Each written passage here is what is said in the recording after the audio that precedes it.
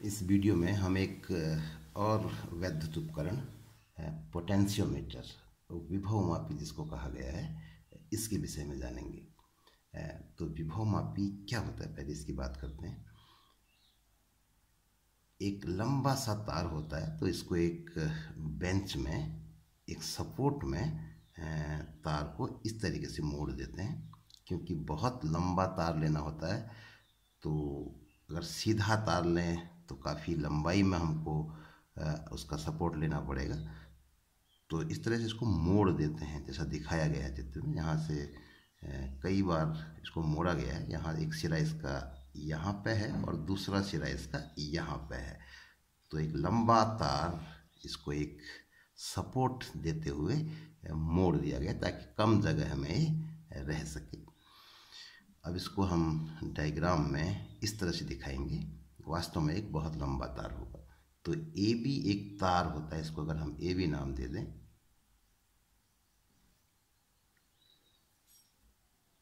तो जो पोटेंशियोमीटर विभव मापी की जो रचना है उसकी बात कर रहे हैं। एक ए बी इसमें तार है, लंबा तार। इसमें धारा प्रवाहित करने का प्रबंध रहता है। तो बैटरी है, एक की है और एक रियोस्टेट है। और इसको जो है इस तार के दोनों सिरों से हम अगर लगा दें, तो जैसे ही हम की को ऑन करेंगे, इसमें एक धारा प्रवाहित होने लगेगी। अब जैसा हमें पता है कि किसी प्रतिरोध में अगर आई धारा प्रवाहित होती है तो इसके सिरों के बीच में एक विभवांतर उत्पन्न हो जाता है, V बराबर IR सूत्र के हिसाब से।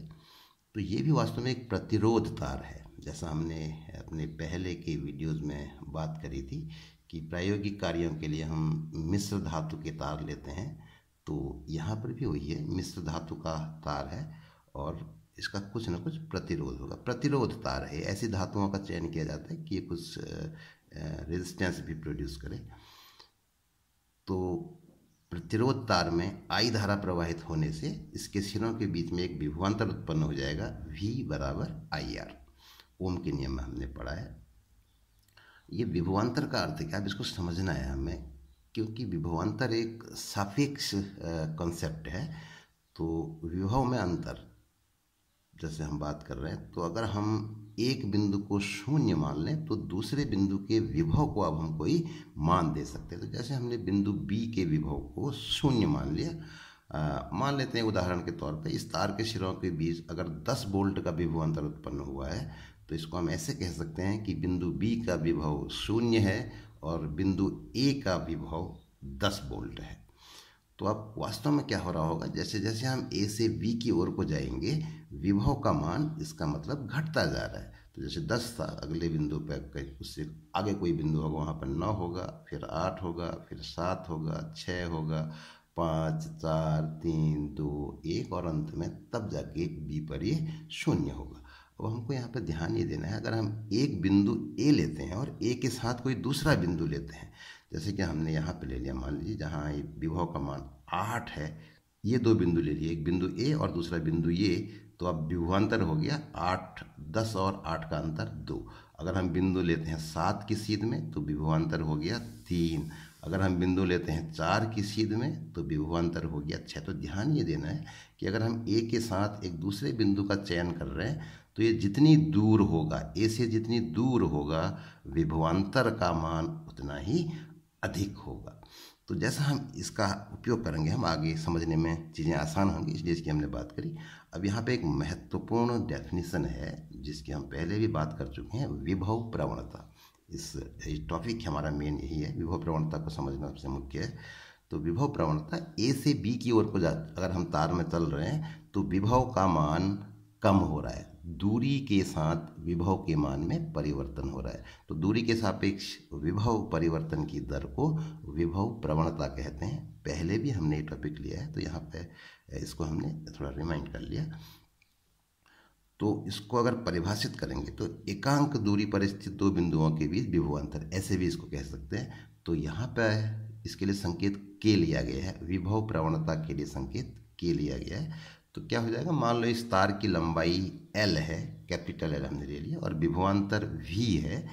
तो एकांक दूरी पर स्थित बिंदुओं के बीच विभवांतर क्या हो जाएगा, V/L।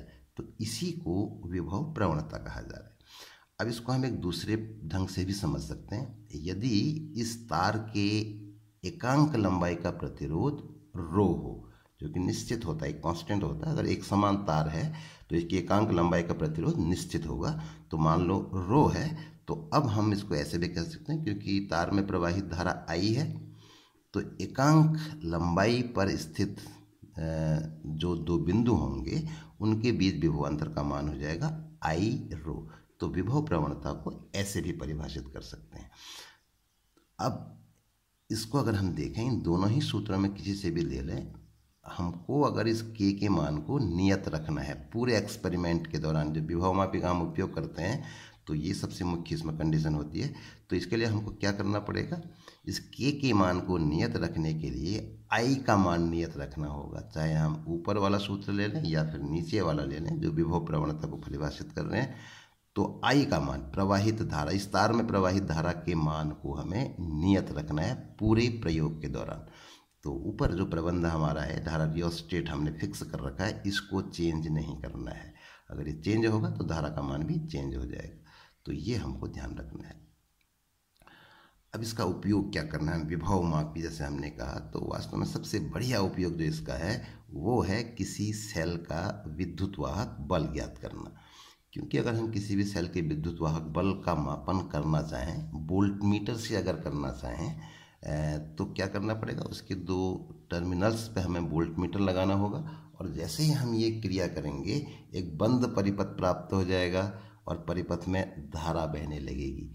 तो जैसा हमने एक सूत्र के दौरान पढ़ा था, V बराबर E माइनस IR, सूत्र एक पढ़ा था, उससे निष्कर्ष निकाला था कि विद्युत वाहक बल का मान विभवांतर के बराबर तब होता है जब सेल से कोई धारा न ली जा रही हो। तो उसको वोल्टमीटर से नापने में वो कंडीशन प्राप्त करना संभव नहीं है। तो वो काम यहाँ पे विभव मापी के द्वारा किया जाता है। विभवांतर का मापन ऐसी स्थिति में किया जाता है जब सेल से कोई धारा न ली जा रही हो। तो वो कैसे करते हैं उसको हमें समझना है। तो मान लो एक सेल है जिसका विद्युत वाहक बल हमको मापना है, तो इसके धन टर्मिनल को बिंदु ए से जोड़ देंगे। ध्यान देना है, जो मुख्य धारा प्रवाहित हो रही है आई, उसके लिए हमने जो बैटरी जोड़ी थी उसका धन सिरा भी बिंदु ए से जुड़ा है, और इस बैटरी का धन सिरा भी बिंदु ए से जुड़ा है, ये ध्यान देना है।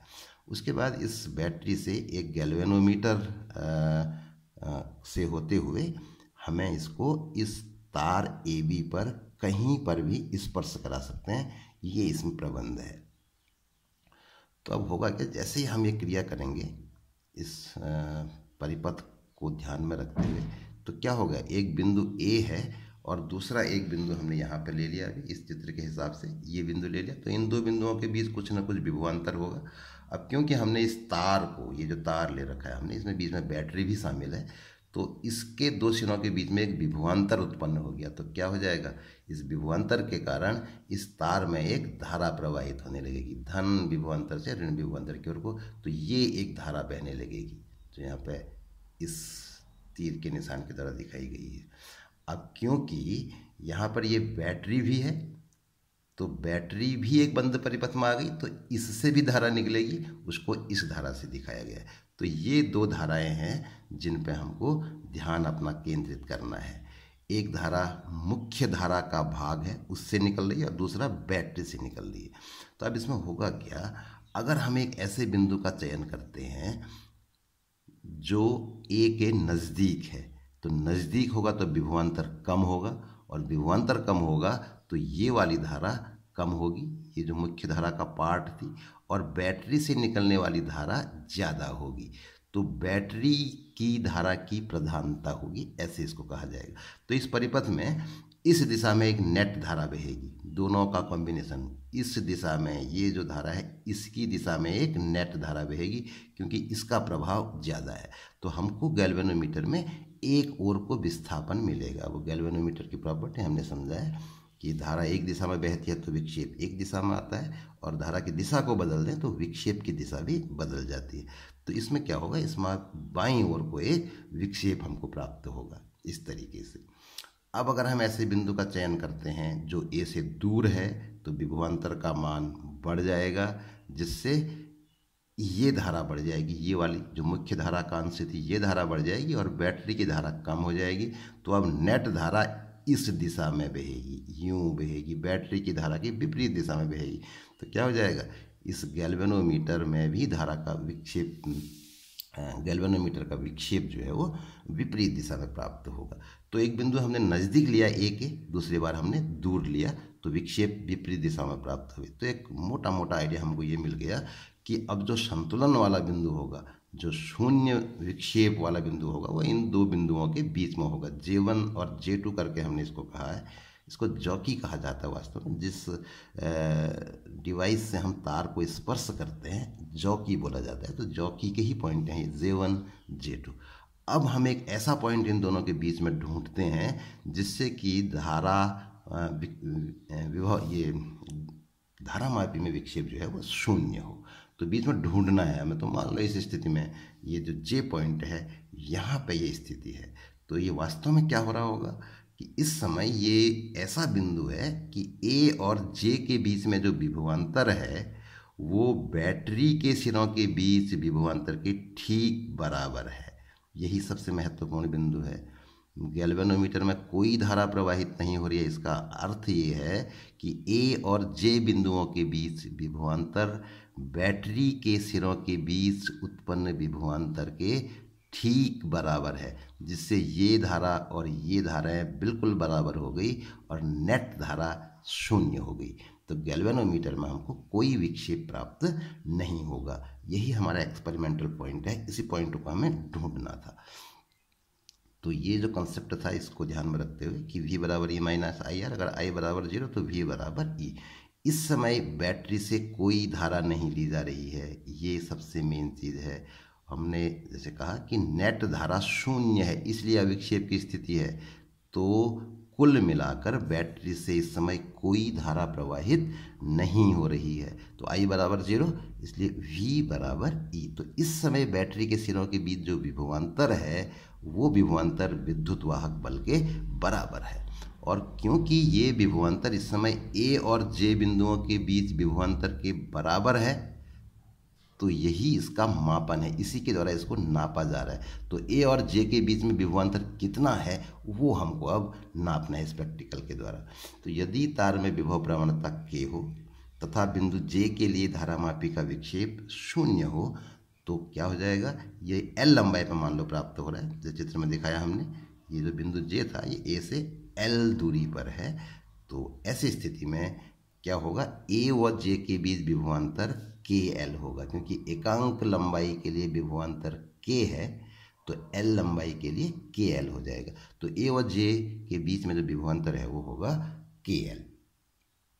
अब क्योंकि यही विभवांतर सेल की प्लेटों के बीच विभवांतर V का भी मान है और ये विभवांतर इस समय सेल के विद्युत वाहक बल के बराबर है। तो इस तरीके से A व J के बीच जो विभवांतर है वो सेल के विद्युत वाहक बल के बराबर है और उसका मान है KL। तो हमको एक निष्कर्ष मिलेगा E बराबर KL। तो इस तरीके से सेल के विद्युत वाहक बल का मापन हम कर पाएंगे इस L की लंबाई को, L को एक्सपेरिमेंटली प्राप्त करके। अब यहाँ पे क्या है कि K का मान हमको पता होना चाहिए। तो K हमने थियोरेटिकली तो कह दिया कि I रो के बराबर होगा या V बटा L के बराबर होगा। तो अब फिर वही सवाल है कि V का भी मापन करना है, तो इसी एपरेटस के द्वारा एक्यूरेटली हम कर सकते हैं। तो अब K का मान कैसे प्राप्त करेंगे, तो उसको प्राप्त करने का तरीका क्या है उस पर हमें ध्यान देना है। तो अगला स्टेप है हमारा विभव प्रवणता का मान ज्ञात करना, ये हमारा टॉपिक हो जाएगा। तो इसमें कुछ नहीं करना है, यहाँ पे जो सेल है हमारा ये हमने एक स्टैंडर्ड सेल ले लिया। जो प्रायोगिक सेल हमारी थी उसके स्थान पर एक स्टैंडर्ड सेल, मानक सेल इसको बोला जाता है, इसको कहा जाता है वेस्टर्न कैडमियम सेल।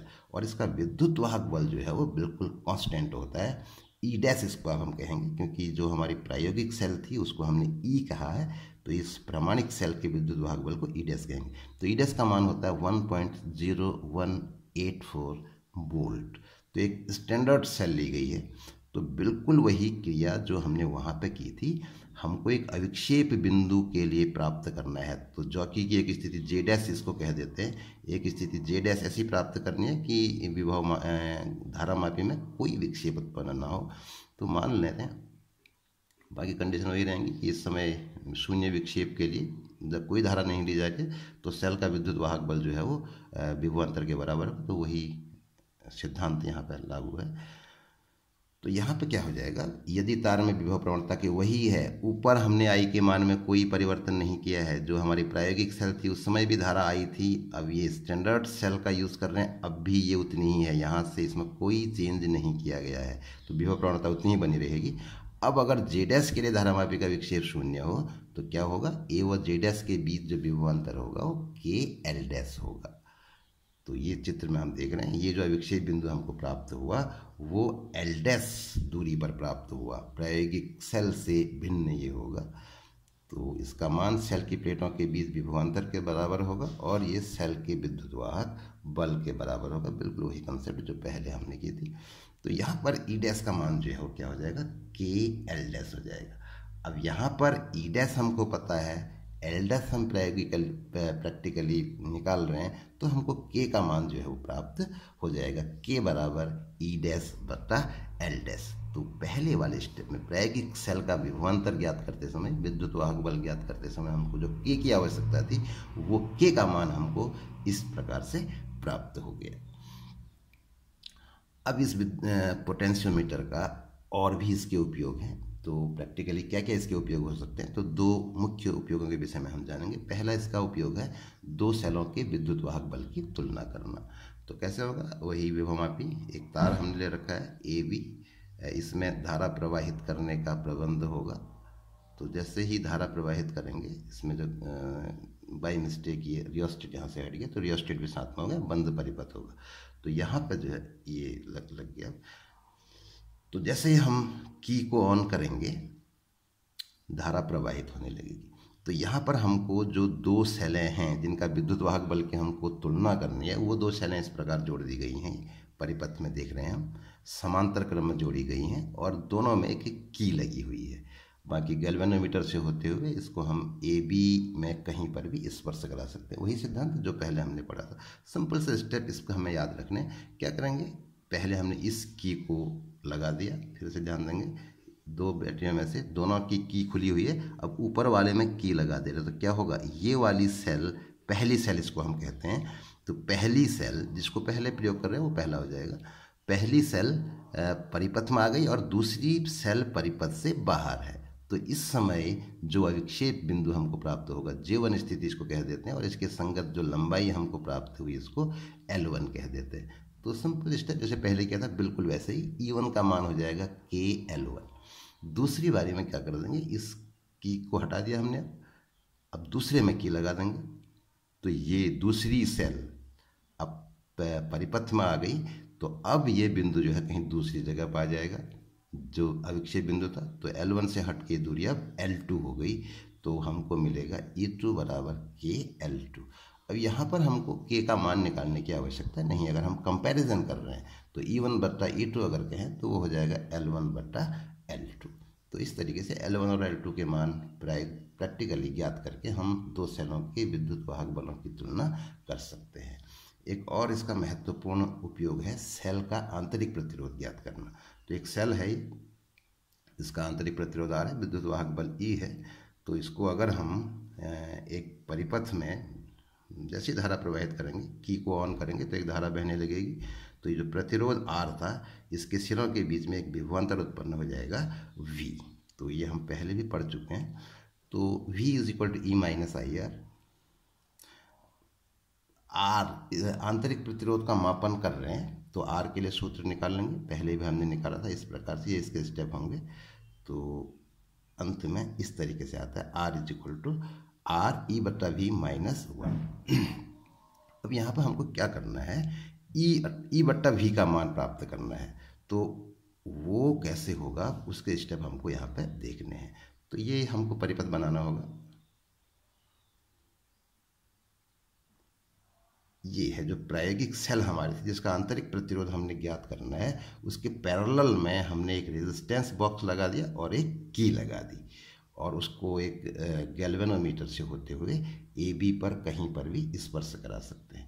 तो क्या होगा, अगर हमने ये की लगा दिया, देखिए इस पहले वाले स्टेप में अगर हमने की नहीं लगा रखी है तो रेजिस्टेंस बॉक्स परिपथ से बाहर है तो सेल से कोई धारा नहीं ली जा रही है।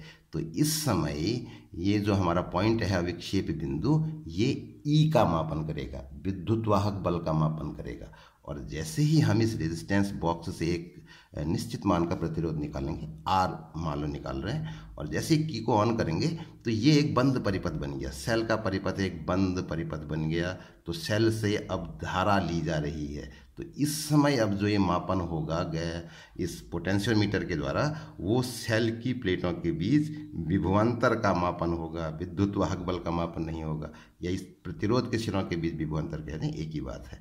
तो इस समय अभी दूसरा पॉइंट आ जाएगा, ये जो आर होगा, प्रतिरोध आर के सिरों के बीच विभवांतर को ये नाप रहा है। तो पहली बारी में जो लंबाई थी वो ई का मापन करेगी, और दूसरी बारी में जो ये L1 लंबाई थी वो ई का मापन करेगी। और तो E1 बराबर KL1, और दूसरी बार में ये विभवांतर का मापन हो रहा है L2 के द्वारा। तो E1 बराबर KL1 और V बराबर KL2। इस तरीके से E बट्टा V, E1 L1, E1 को खाली ई भी कहें तो तब भी चलेगा क्योंकि एक अकेली सेल है। तो E बट्टा V बराबर हो जाएगा L1 बट्टा L2। बाई मिस्टेक यहाँ पे आई आया है तो इसको करेक्ट कर लेंगे, L1 बट्टा L2 हो जाएगा। तो इस मान को इस सूत्र में रख देंगे। यहाँ से रेजिस्टेंस बॉक्स से जो प्रतिरोध निकाला है वो R की जगह पर आ जाएगा, और E बट्टा V का मान हो गया L1 बट्टा L2। तो इस तरीके से हम इस E बट्टा V के मान को और R के मान को इस सूत्र में रख के स्मॉल r यानी कि सेल के आंतरिक प्रतिरोध की गणना कर सकते हैं। इस वीडियो में इतना ही।